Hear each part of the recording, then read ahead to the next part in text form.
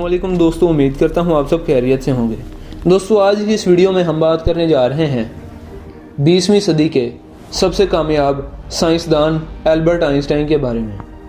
दोस्तों, Albert Einstein 14 मार्च 1879 को German के सूबा वटनबर्ग के शहर उलम में पैदा हुए। चंद हफ्तों के बाद ही इसका ख़ानदान म्यूनिख मुंतकिल हो गया। इसके वालिद बिजली के आलात का कारोबार करते थे और यहूदी नस्ल के थे, लेकिन मज़हब से इन्हें कोई दिलचस्पी न थी। 1886 में आइंस्टाइन ने अपना स्कूल शुरू किया। इसे रियाजी और फिज़िक्स में शुरू से ही बहुत दिलचस्पी थी। इसने कैलकुलस बहुत छोटी उम्र में बग़ैर उस्ताद के पढ़ा। अगरचे इसका शुमार अच्छे तलबा में होता था, लेकिन इसके तालीमी रिकॉर्ड में बज़ाहिर कोई कारनामा नज़र नहीं आता। एक मरतबा यूनानी के उस्ताद ने इससे कहा कि कभी तुम कुछ बन नहीं पाओगे। 1894 में इसका ख़ानदान इटली मुंतकिल हो गया, लेकिन आइंस्टाइन को तालीमी वजूहात की बना पर म्यूनिख में ही रहना पड़ा। 1896 में इसने स्विस फेडरल पॉलीटेक्निक स्कूल में दाखिला लिया और यहाँ फ़िज़िक्स और रियाजी के उस्ताद के तौर पर ट्रेनिंग ली। ये 4 साल का कोर्स था और क्लासों में हाज़िरी की कोई पाबंदी न थी, लिहाजा वो ज़्यादातर वक़्त लेबॉर्ट्री में गुजारता था। सन 1900 में इसने अपना डिप्लोमा मुकम्मल कर लिया और वो किसी मुलाजमत के हसूल में नाकाम रहा। आखिर 1902 में इसे अपने दोस्त ग्रासमैन के वालिद की सिफारिश से एक टेक्निकल असिस्टेंट की मुलाजमत मिल गई। आइंस्टाइन का ये दोस्त जल्द ही फौत हो गया, लेकिन आइंस्टाइन उसके एहसान को कभी ना भूला। 1905 में पीएचडी के अपने मुकाले में आइंस्टाइन ने इसका इंतसाब भी अपने दोस्त के नाम से ही किया। इस मुकाले का अनवान on a new determination of molecular dimension था।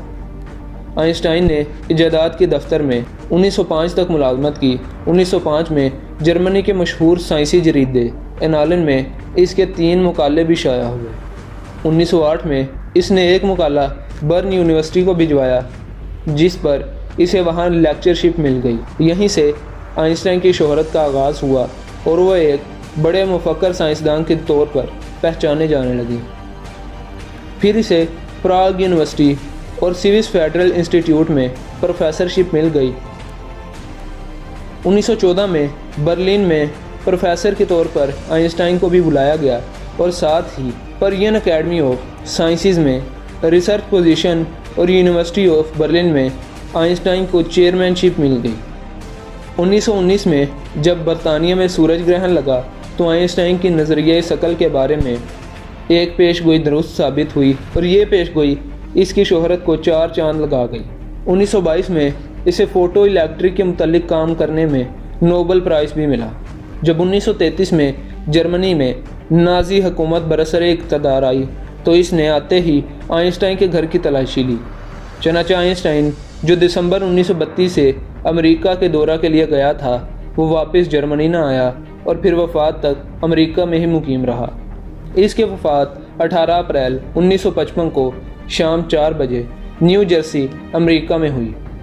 इसकी वफ़ात से एक हफ़्ता पहले जो आखिरी ख़त इसने लिखा वो बर्ट्रैंड रसल के नाम था, जिसमें इसने इस बात का इजहार किया कि तमाम ममालिक को एटमी हथियार तुर्क करने के मुआहिदे पर दस्तखत करने चाहिए। आइंस्टाइन का शुमार जदीद तबीयत के बानी साइंसदानों में होता था।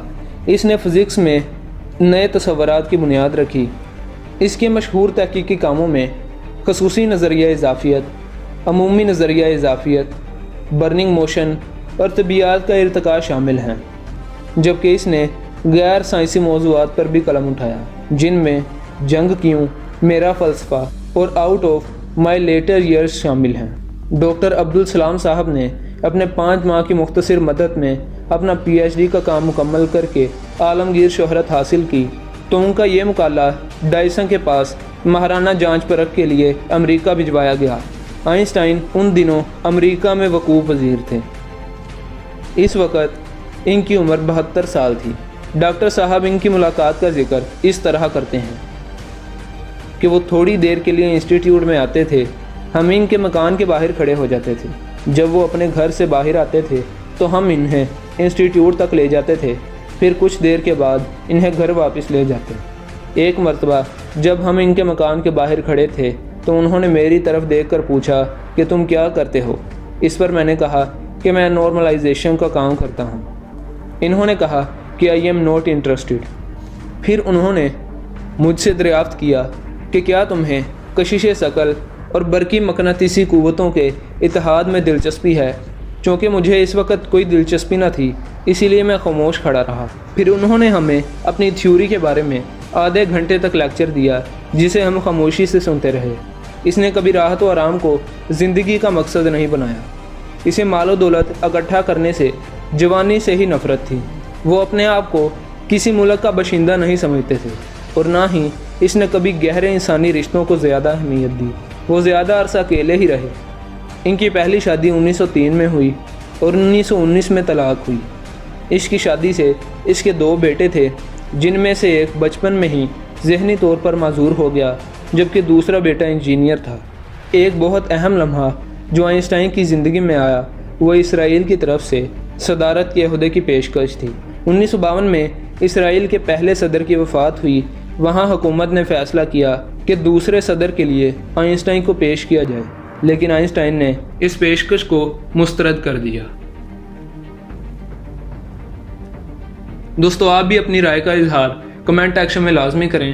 اگر آپ کو یہ ویڈیو پسند آئی ہو تو اس ویڈیو کو لائک ضرور کریں، اور اگر آپ ہمارے چینل پر نیو ہیں تو اس چینل کو جلدی سے سبسکرائب کر دیں اور ساتھ موجود بیل آئیکن کو لازمی پریس کریں تاکہ ایسی ہی انفارمیٹیو ویڈیو کی اپڈیٹس سب سے پہلے آپ تک پہنچتی رہیں۔